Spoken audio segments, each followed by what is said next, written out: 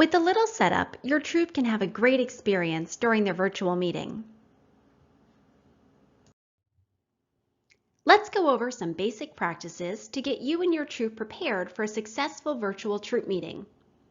These include setting up your meeting space, coordinating with troop volunteers, understanding the girls' virtual meeting access, and communicating to members of the troop.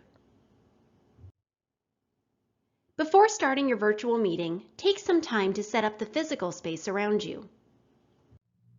Just like in-person meetings, your troop will have a better troop meeting when you are able to be fully present. Setting up the physical space around you will help you stay focused during the meeting. The most important part of setting up your space is to minimize distractions. Whenever possible, set up in a room with a closed door. If this isn't an option, set yourself apart from busy areas of your home, where other family members may be gathered. Ask other family members to help out with younger children or pets by keeping them from interrupting you during the meeting. Background noise from your space can be distracting to both you and meeting attendees. As much as possible, turn off unnecessary devices, televisions, and noisy appliances like washing machines. It may be easier for girls to pay attention when the hosts are well lit. Have lights shining on you from the front so everyone can see you. Turning off lights and closing windows behind you will also reduce shadows to your face and distracting glare. Remember to have your device plugged in and your headset or microphone set up before the start of your meeting. If you have a girl in your home who is also attending the troop meeting, it's helpful to have her use a separate device set up in a different room. This will allow your girl to feel like she's having her own experience, allowing you to better focus on being the troop leader and meeting host and minimizing any technology issues. Thinking about what will be seen behind you is an important part of setting up your space and can help your troop focus on the meeting. In addition to removing lights from behind you, try to set up your space so that other people in your home will not be walking behind you during the meeting. Keep the area behind you as simple as possible. Especially with younger girls, having lots of personal photos, pictures, or artwork can be distracting. Reflective surfaces such as mirrors or glass doors can also be a distraction. Virtual backgrounds may be available and are a great option for reducing distractions for the girls and other adults in the troop meetings. Use a simple virtual background that's age appropriate. As you get more comfortable hosting virtual meetings, you might find it fun to change your background to something that relates to the meeting. For instance, if your troop is talking about Girl Scout cookies, use a picture of your favorite cookie. In order to have a safe virtual meeting, it's important to maintain the girl and adult ratio guidelines. Having other adults help you host the meeting will help you, the troop leader, and meeting host. Other adults can monitor the chat log, manage the waiting room, and help keep girls focused on the adult facilitating the activity. Here are some ways you can coordinate with other adults in the troop meeting. Start by determining how many adults you'll need for the meeting and what roles they can help with. Depending upon your meeting agenda, you may find it helpful to have adults help with managing the virtual meeting room or facilitating different activities of the meeting.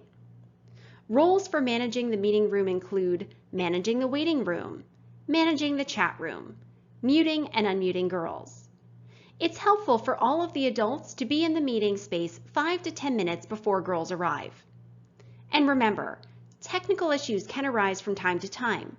Be prepared. Have another adult on standby who can take over the meeting if necessary. As the meeting host, it's important to know how the girls in your troop will be accessing the virtual meeting space. We recommend that families allow girls to use desktop or laptops whenever possible. This will give the girls the best experience for participating in a virtual meeting. Let the families know that you'll be using Zoom for your virtual meetings and encourage them to download the Zoom software or app onto their computer or device before the meeting. Even though an account is not needed for the families to access Zoom, having the software or app will help the girls have a better first virtual troop meeting experience. More than likely, each girl will have a slightly different way of accessing the troop meeting. Some girls may not have access to a desktop or a laptop and may have to call into the meeting from a phone. When troop leaders and volunteers understand which girls will be accessing the meeting through different devices, they can provide support to allow the girls to more fully participate. For instance, a girl who's calling into the meeting on a phone will only have audio and may not be able to mute or unmute herself fast enough to participate in the discussion. Adults can help this girl's experience by unmuting her and calling on her specifically to contribute to the meeting. It might also be useful to email visuals or handouts from the meetings to families in advance. As your troop begins meeting virtually, consider these items to help you and other adults in the troop anticipate the confidence level of girls and families with virtual meetings. The age of girls.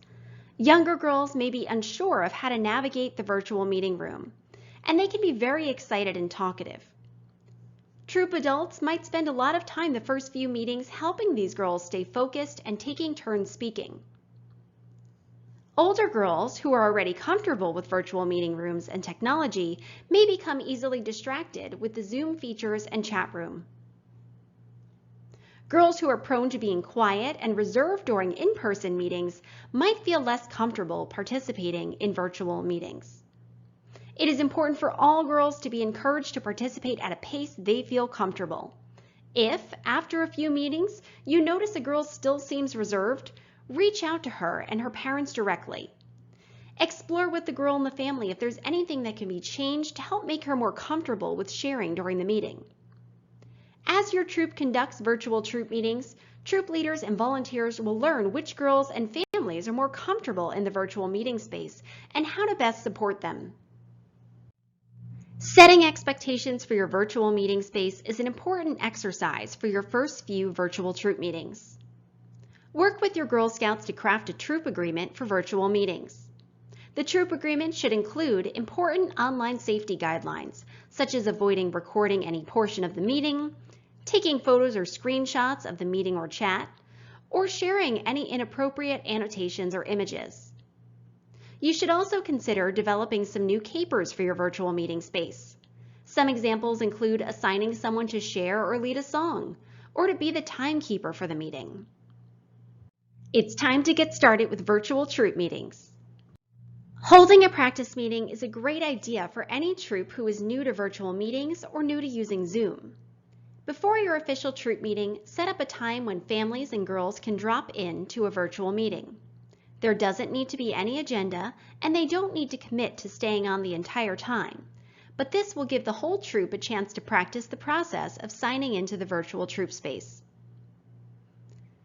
As meeting host, you can practice preparing your physical space, setting up the virtual meeting settings, sending out the meeting information, and managing the room with other adults. This also gives girls and their families a prompt to download the virtual meeting software or app, preparing their physical space, receiving the meeting information, logging into Zoom, and getting familiar with the process of being in the waiting room. Girls may also want to play with some of Zoom's features. Allowing them to explore during the practice meeting may help them stay more focused during the actual meeting. Your pre-meeting checklist includes setting up your physical meeting space and background, coordinating with troop volunteers or any special guests to review meeting roles, agenda, or questions they may have about the Zoom platform, understanding each girl's level of accessibility, and being prepared to provide additional support when needed, especially for girls using phones or tablets. Keeping lines of communication open with all troop members leading up to the meeting. This includes holding a test session or a dry run so that all adults, girls, and parents can get comfortable logging in and using Zoom. We hope you found these tips helpful to set you up for success with your next virtual meeting.